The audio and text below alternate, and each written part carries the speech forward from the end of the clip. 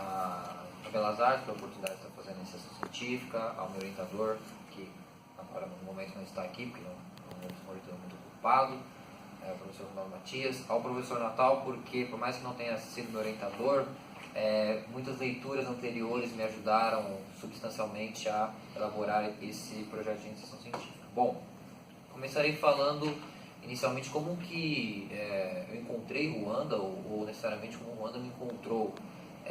No segundo semestre, se não me falha a memória, da minha graduação, eu tive uma disciplina que era inglês instrumental, né, e depois no terceiro também cultura, política e identidade, com um professor que infelizmente não está mais aqui, que é o professor Thiago, também com muito agradecer a ele, que ele tinha uma abordagem muito disciplinar sobre diversos assuntos, fenômenos internacionais, e muito me interessou na época o tema da violência, o tema da intolerância, o tema da segunda autoridade. E como a aula tinha uma abordagem ampla, então vimos a luz da psicanálise, sociologia, da filosofia, e na época eu procurei um fenômeno internacional que eu pudesse aplicar todas essas teorias que eu estava conhecendo. Quando fui pesquisar, encontrei o genocídio de Ruanda em 94 e algumas questões já começaram a me incomodar. A primeira questão que começou a me incomodar é que parecia na literatura que se tinha sobre Ruanda, em especial alguns trabalhos acadêmicos, conclusão de curso ou propriamente iniciação científica, que o que aconteceu em Ruanda foi algo gratuito. O que aconteceu em Ruanda foi algo que aconteceu. Que de um dia para o outro, repentinamente, um grupo, né, de uma etnia que chamava Hutu assassinou, deslacerou, exterminou, cometeu práticas genocidas contra outra etnia, numa questão velocíssima que quase culminou com a exterminação total. E na literatura que eu encontrava das relações internacionais, analisava-se muito a questão da ONU em Ruanda, a falha da ONU, a falha dos mecanismos de estabilização, a falha dos Estados Unidos, os interesses dos belgas, e nunca necessariamente as dinâmicas internas de Ruanda. Acredito sim que essas questões, eu aponto no meu artigo, são importantes, mas me interessou inicialmente como que funcionou essas dinâmicas internas. Como assim? De onde veio todo esse ódio, essa disseminação da exclusão da autoridade? Bom, então, esse foi necessariamente o meu parâmetro de como eu encontrei Ruanda. O meu objetivo, então, nesse artigo era, 2, identificar quais foram as questões históricas, culturais e sociais, desde uma datação histórica ali que eu encontrei de meados do século XVIII, que eu encontrei na obra da historiadora da USP, Leila Hernandes, e até o genocídio de 94. Esse foi o meu recorte, não fui pós-genocídio, que já são diversas outras questões do Tribunal Penal, não me atentei a isso, então estabeleci nesse recorte que já me foi bem interessante. Segundo, o papel do Estado em toda essa questão, porque nós, de relações internacionais, o Estado geralmente ele é um dos nossos focos principais de análise, independentemente da teoria, o Estado está. Foi o comportamento do Estado. A gente sabe que o Estado tem poder burocrático, operacional, ideológico, econômico, para impedir ou não que um ato ocorra. Né? O Estado não é uma entidade, ele é uma entidade abstrata, mas não é por ser uma entidade abstrata que ele não tem funcionamento. Então, o meu objetivo do trabalho situou-se nessas duas questões. A minha metodologia utilizada, eu utilizei no método histórico de análise, com uma abordagem multidisciplinar. Então, eu utilizei da sociologia contemporânea, alguns autores da filosofia também contemporânea, ciência política e a história de um modo geral. Como conversei bastante com o meu orientador, a iniciação ela não exige necessariamente que você tenha um modelo paradigmático, por exemplo, das relações internacionais como base, como foi o que o Felipe escolheu na teoria crítica. Então, me possibilitou também que eu tivesse esse método histórico de análise e que eu pudesse ter outras visões um pouco mais ampliadas, necessariamente se eu escolhesse uma teoria só. Mas que durante a minha pesquisa eu já percebi que no pós-iniciação, que é o que eu acredito que vou continuar em Ruanda, já tem uma teoria que se adequa mais. Bom, durante a minha pesquisa eu comecei analisando, como tinha falado anteriormente, a desigualdade, a origem da desigualdade em Ruanda. E o que me surpreendeu é que não há um consenso entre os historiadores da onde surge essa desigualdade, da onde surge essa raiva entre Tutsis e Hutus. Né? E o que mais me foi interessante, segundo relatos que eu li de historiadores, jornalistas que participaram ou do genocídio ou pós, coletando informações, é que as etnias Tutsis e Hutus eles são extremamente parecidos. Né? Eles compartilham ritos culturais, religiosos, alimentícios, se davam em casamentos. partilhavam todas essas questões socioculturais e eles possuíam apenas diferenças físicas, né? Os Hutus, eles são considerados que eles eram mais altos, mais negroides, né? Os Tutsis eram mais baixos, de pele mais lisa. Então, assim, eles possuíam apenas diferenças físicas e do demais, eles partilhavam de todos esses contextos sociais e culturais. Então, necessariamente, não sabia de onde vinha esse ódio entre eles. E desde esse meados do século XVIII, percebia-se que havia uma diferença entre os Tutsis, que tinham diziam, né, uma questão mitológica de origem celeste. Muitos deles ali, não me atentei, não foi o foco, porque eu também não pude avançar mais, de uma origem divina, de que os Tutsis eram descendentes de filho de Cã, de Noé, que foi amaldiçoado ou não, enfim. Mas acreditava-se, através de uma ideia imaginada, que os Tutsis tinham origem celeste e os Hutus não tinham, portanto, a exploração, a subjugação era algo legitimado. Ok, isso permeia-se mais ou menos até a chegada do colonizador europeu, que chega na década de 1990, estou falando aqui depois da Conferência de Berlim, que também foi um ponto ressaltado, foi um processo de roedura do continente africano pelas potências do centro.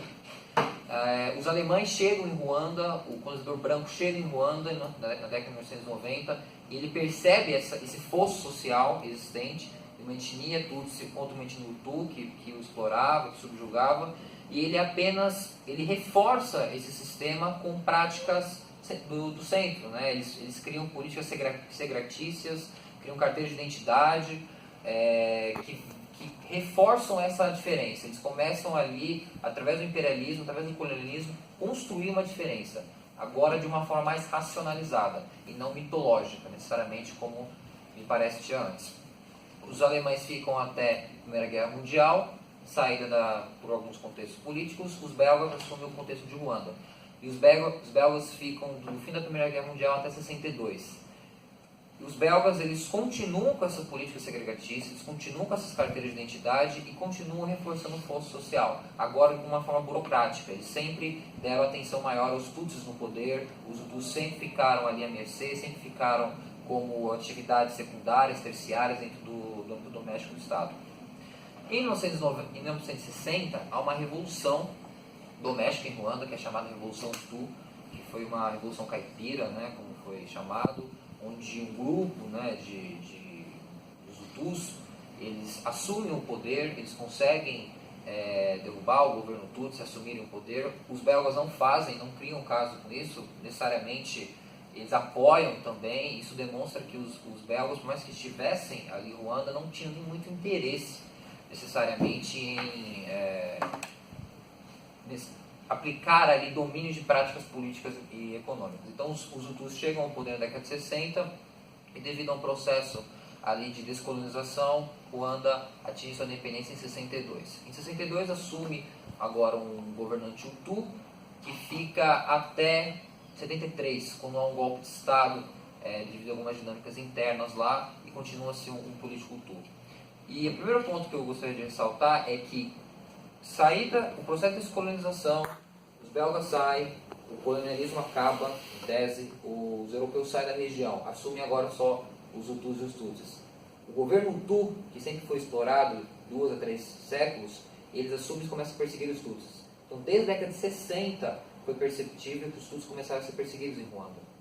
Esses Tutsis, eles são perseguidos, são mortos, tem alguns relatos, eu coloco no meu artigo, e muitos deles são exilados para um país vizinho de Ruanda chamado Burundi, extremamente parecido, né, com as fronteiras. Eles são exilados e eles permanecem lá, e esse grupo que foi exilado, dos Tutsis, eles criam um grupo político-militar chamado Frente Patriótica Ruandesa, né, que eles tinham o intuito, isso foi construído ao longo das décadas, de retornar a Ruanda e conquistar o poder novamente.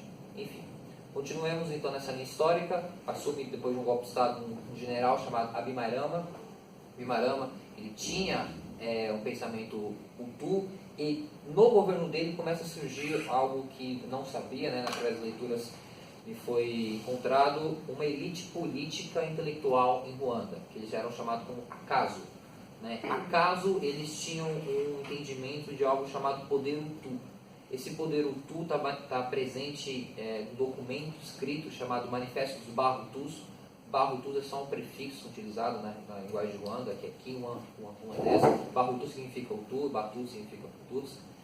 E é um documento escrito, um manifesto, à luz do manifesto bíblico dos 10 mandamentos, e que esse manifesto ele é uma ordem, ele é um convite moral, empresarial, educacional, político de como segregar e como destratar o Tutsi.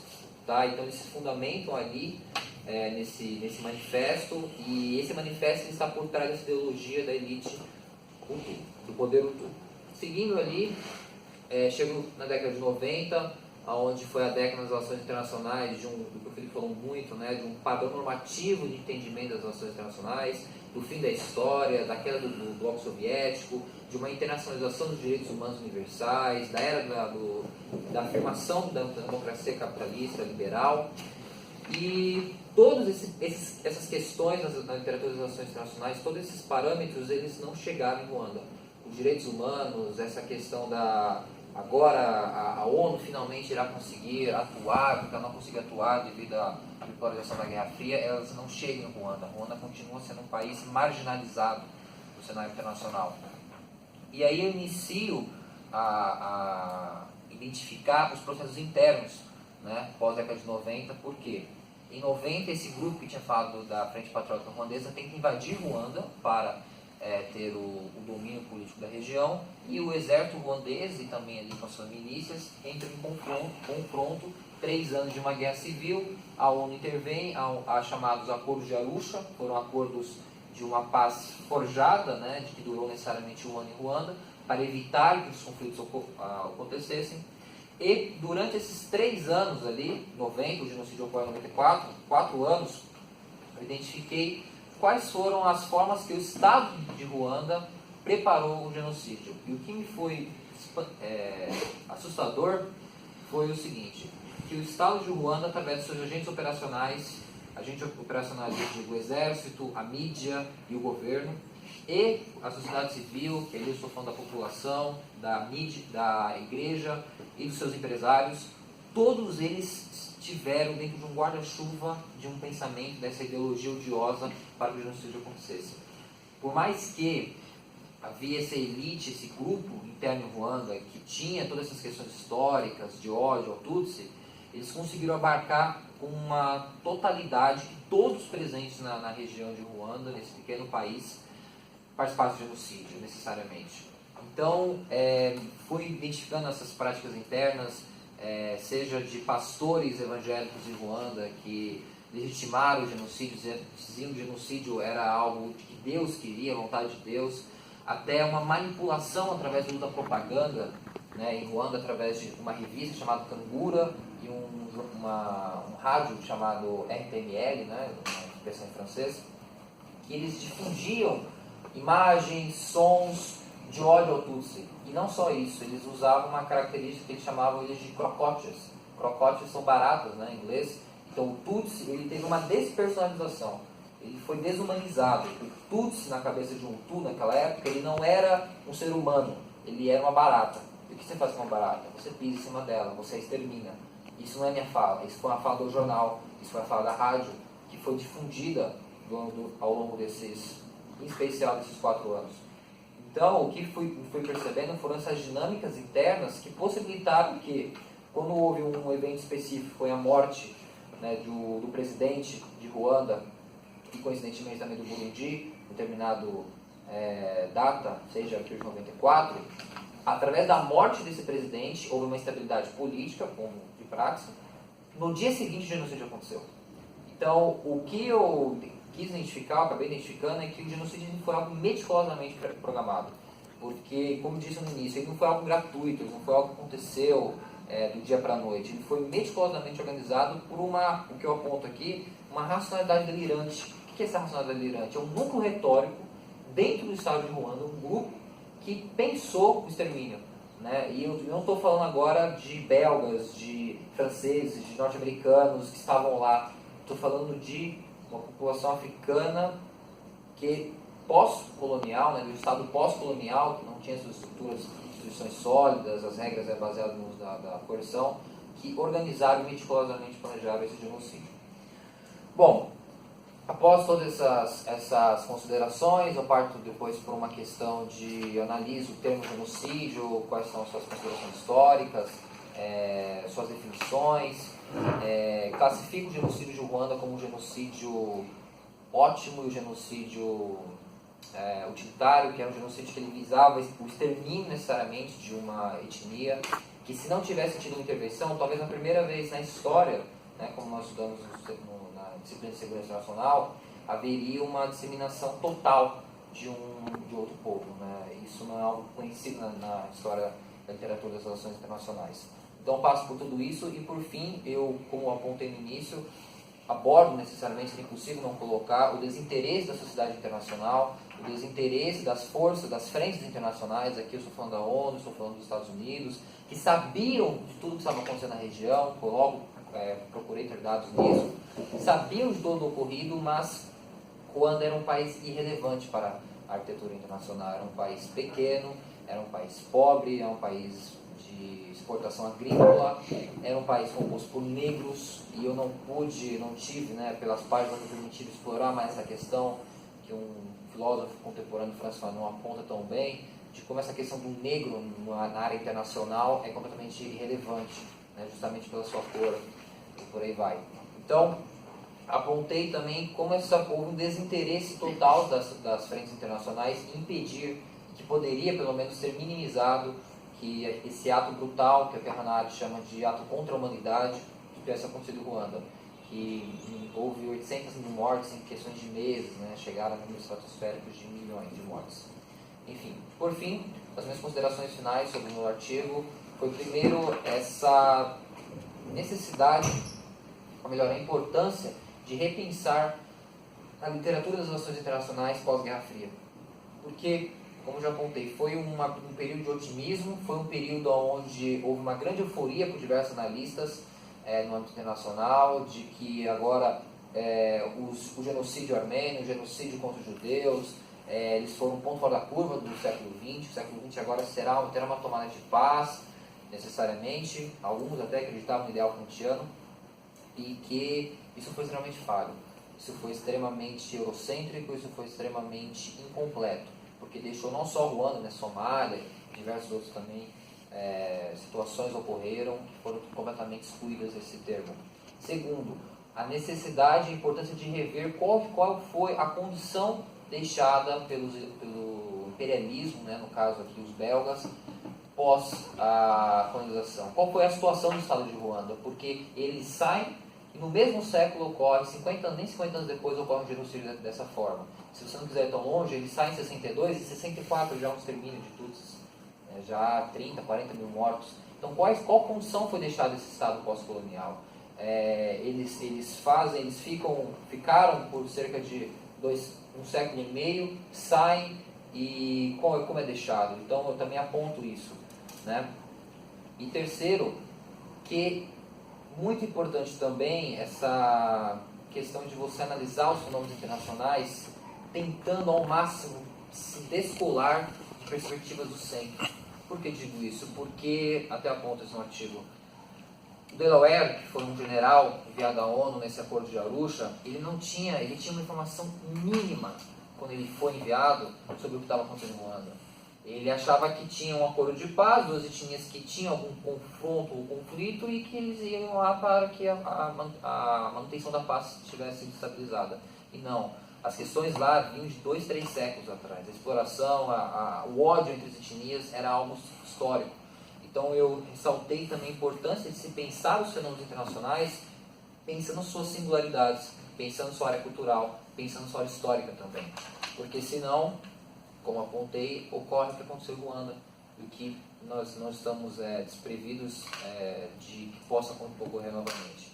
Os mecanismos de estabilização, toda a literatura e toda a construção que o Fê apontou também no trabalho dele sobre as relações internacionais, esse padrão normativo, ele é um padrão normativo incompleto, e que essa esfera internacional foi indiferente e, no âmbito doméstico, ocorreu um ato totalitário, um genocídio totalitário, previsto por uma ideologia ostensiva e odiosa, que ocorreu de diversas maneiras, diversas frontes, através de uma manipulação das massas, através de questões religiosas, culturais, quase exterminou uma etnia por inteiro.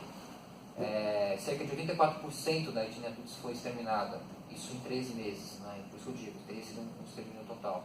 Então, a conclusão do meu trabalho da minha iniciação foi essa importância de repensar esses padrões normativos das relações internacionais, que as teorias de relações internacionais pensam tanto, e a importância também de analisar e pensar cada contexto histórico, cultural, em especial dos países periféricos.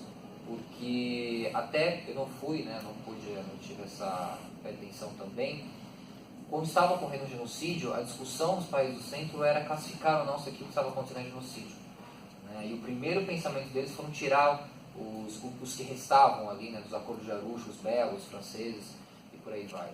Então, foi uma experiência muito forte, impactante. Eu não coloquei uso de imagens na minha pesquisa, mas obviamente estão disponíveis. Há museus hoje que tratam dessa questão. E foi impactante porque eu sabia que o Estado tinha participação, eu sabia sobre o genocídio, mas eu não sabia dessa totalidade. Eu não tinha dimensão de como todas as esferas do Estado, da sociedade civil, e de como um trabalhador comum, um pai de família comum, que trabalhava ordinariamente e não tinha participação política, no outro dia ele estava com um facão desse tamanho, assassinando um Tutsi, que era exatamente similar a ele, provavelmente da mesma família, que poderia ter compartilhado laços afetivos, profissionais e por aí vai.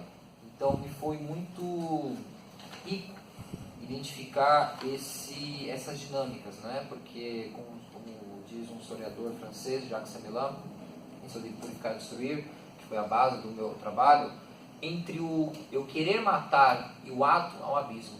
Então, foi nesse abismo que eu quis também adentrar, obviamente de uma forma iniciada, iniciante. Tive só 20 páginas para abordar todas essas questões, mas me foi muito bom entender todas essas dinâmicas, estudar um país periférico, estudar um país que não tem predominância na literatura de relações internacionais, nos periódicos internacionais, e que ele é marcado por isso. Se você colocar Ruanda na internet, a primeira coisa que acontece é isso. Então, me foi grato, foi muito bom ter isso, e eu acredito que minimamente a minha pesquisa possa contribuir para ter uma leitura diferente.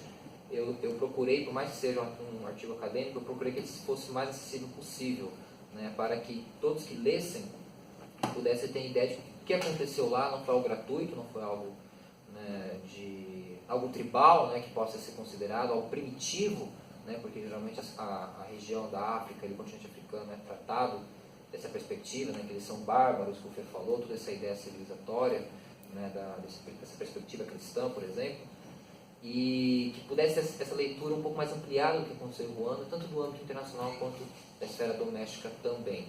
E, já que o Fer apontou, eu vou na linha dele. Me faltam 2 minutos, ainda não? 2 minutos. 2 minutos.